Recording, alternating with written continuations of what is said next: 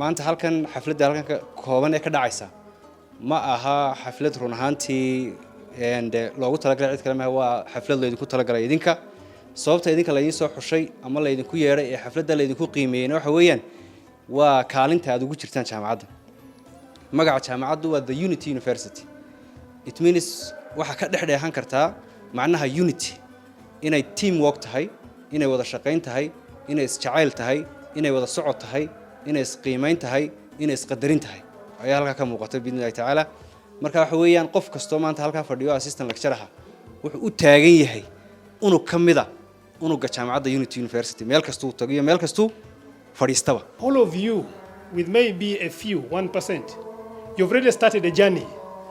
You've already started a journey in your profession. You never know. You didn't know that at a given point you will live in. Now, some of you have benefited for the first time being called macallin. Teacher, teacher, teacher. That is for the first time. And that is now growing up. So your journey has started. Please, we risk it as the Unity University to say, let us pick them, and we trust them and risk it all. And they go to our classrooms, and then we see what is going to come.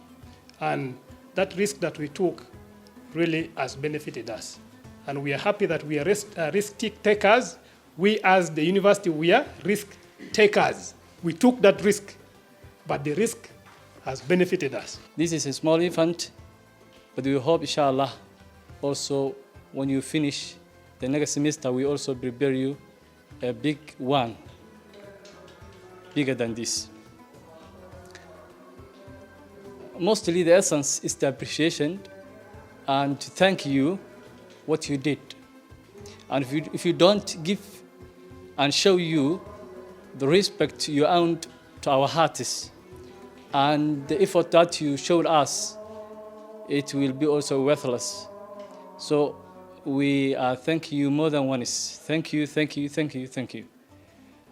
After that, we finished so far semester 1 for the foundation program, and also we are starting recently the next semester, which is semester 2. Also we need to make more effort than the previous semester. And what we learned the previous semester as a mistake is we corrected them. And I hope that each and everyone which is here and those which are absent, we inshallah agree and we will tell. As we are now telling our achievements and our efforts also, we will correct our mistakes, which is very, very little compared to what you have done.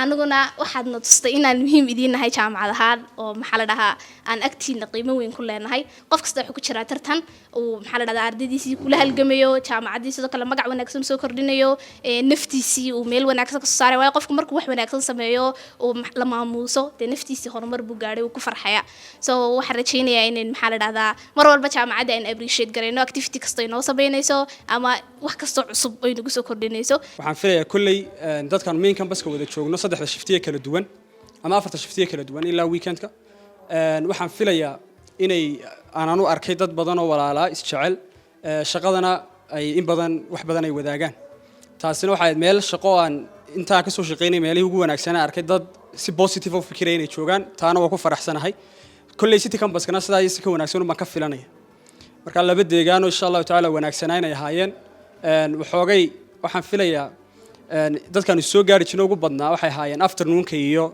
evening-kan wada joogno ardayda damaashtanada morning oo kale problemku wuxuu ahaan jiray inta badan waqti aan isku aragna uu yaraan jiray still laakiin haddana aqoon guud waa la isku lahaa shirarka inta la isugu imanayay intaaba mar kale maamulka iyo Allah subhanahu macallimiinta jaamacaddu aad bay wada mahadsan yihiin.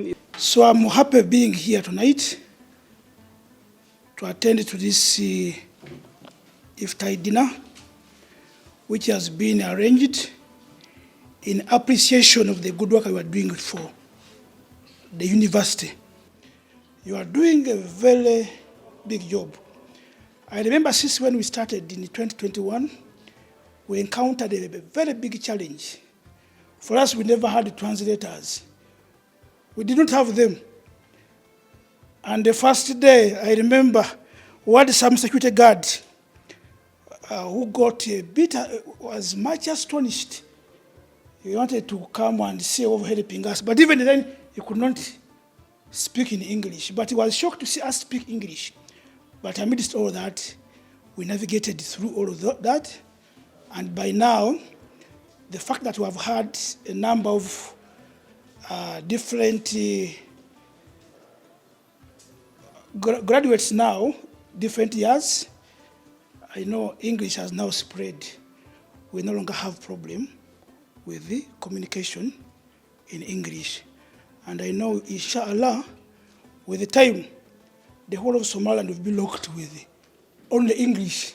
People will be sleeping and dreaming in English, which we have begun at Unity University. And for information, the Unity University, which had a humble beginning in 2021, currently happens to be university number 1 in the Republic of Somaliland. Can't you give a clap? Yes.